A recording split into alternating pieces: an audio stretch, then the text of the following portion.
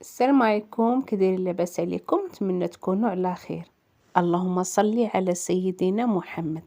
نتمنى يعجبكم اقتراح اليوم، وإلا عجبكم دعمونا بلايك فضلا منكم وفرجة ممتعة. باش نحضروا هاد الطورطة بحجم عائلي وعالية ولكن رطبة بحال الريشبون، رشة ديال الملحة مع 4 ديال البيضات مع كاس الا ربع ديال السكر حبيبات. كنخلطوا المكونات كاملين، كنضيف عليهم نص كاس ديال الزيت مع كاس ديال الحليب، وكنرجع نخلط المكونات. نص معلقه ديال نكهه الكراميل، 2 كيسان ونص ديال الدقيق، القياس بالكاس ديال العنبه على دفعات. يا ربي هاد العام الجديد يدخل علينا بالهنا وراحه البال والتيسير، ويشفينا ويشفي العباد يا ربي يا كريم.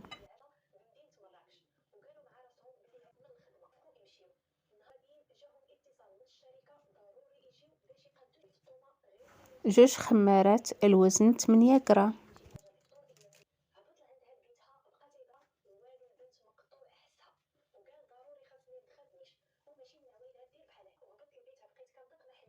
ملي كيوجد الخليط كنكونوا شاعلين الفران من قبل على درجة الحرارة متوسطة، داهنين المول ديالنا بالزبدة، كنخويو فيه الخليط، كنخبطوه واحد 2 خبيطات، كندخلوه الفران حتى كيطيب.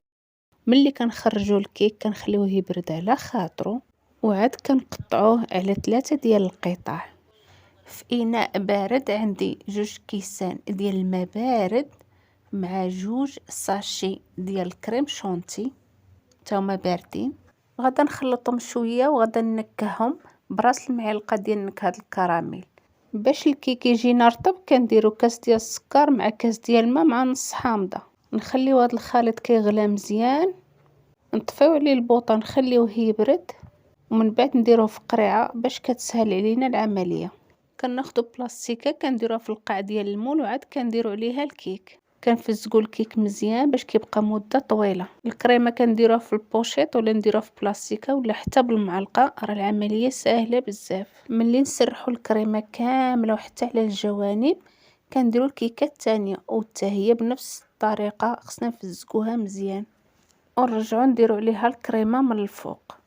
الا بغيتي ديري شي حاجه من فوق الكريمه يمكن لك ديريها قرقاع، لوز، كاوكاو اللي عندك. انا عندي واحد القطع ديال الكرز قطعتهم وفرقتهم هكا فوق الكريمه، وزدت عليهم شويه ديال المربى ديال الفريز. كانت النتيجه زوينه بزاف. هاد الزين كيبقى اختياري وما كاين ما احسن من البساطه. الا ما عندكش بلا ما تبزي على راسك، خليها غير خاويه ورا النتيجه زوينه. درت واحد 2 معالق ديال المربى، ودرت الكيكه الثالثه غير هي درتها بالمقلوب باش تزيد ترطب مزيان. وما تنساوش تسقيوها حتى هي من الفوق. ندير الكريمه عليها اللي بقات ليا، وغادا نقادها مزيان باش تجينا الوجه ديالها ملس. هاد البلاستيكه اللي درت نفعتني بزاف الصراحه، ما عذبتنيش واخا ما عنديش المول محلول. ملي غادا نقادها من الفوق ندير عليها هاد البلاستيكه اللي في الجنب هكا، ندخلها للفريغو واحد 3 سوايع ولا 4 ولا ساعتين، المهم حتى تبغيها. وعاد جبديها، انا جبدتها باقا رطبه تقريبا غير شي ساعه وجبدتها. حطيتها في الطبسيل، والكريمه اللي عندي كنت دايرها في البوشيط درتها هكا في الجناب، وبقيت كنقادها من بعد حتى تقادت ليا كامله على الجوانب ديال الكيكه. والتزيين كيبقى اختياري، حيت انا واحد الانسانه اللي ما عندهاش الصبر نهائيا، والحوانت هنا في المناطق الصحراويه ما كيحلو حتى كتقرب المغرب كيتغداو كيجبدوا عليه بنعسه. انا نبقى نتسنى فيهم؟ ما يمكنش. خاصني بديت الحاجه نكملها. دابا الناس المحترفين ملي كيصايبوا طورطه بحال هكايا كيخليوها من 3 سوايع حتى الليله كامله، عاد كيكملوا ليها التزيين ديالها. ولكن انا ما نقدش نخليها في الفريغو حدايا بلا تزيين مسكينه. وهاد القضيه ديال اللي الصبر ما كاينش راه خايبه، راه حنا كنجيبوها غير في صحتنا وصافي. هنيئا للناس اللي عندهم الصبر وعندهم حتى الخاطر، كنقول لهم سعداتكم.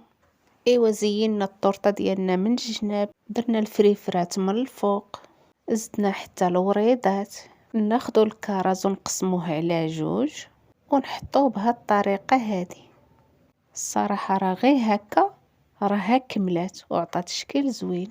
ولكن الناس يا اختي كيبغيو المربى، داكشي علاش ناخذ 2 معلقات نديرهم هكا غير من الفوق وندفعهم بالفورشيط ولا بالمعلقه. المعلقه عذباتني، درت غير الفورشيط، بقيت كنجرها هكا ما بين هاد الوريضات.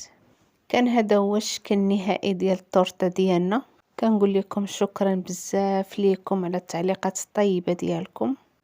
نتمنى نكون خفيفه ظريفه على قلوبكم، دوم محبه والعشره بيناتنا.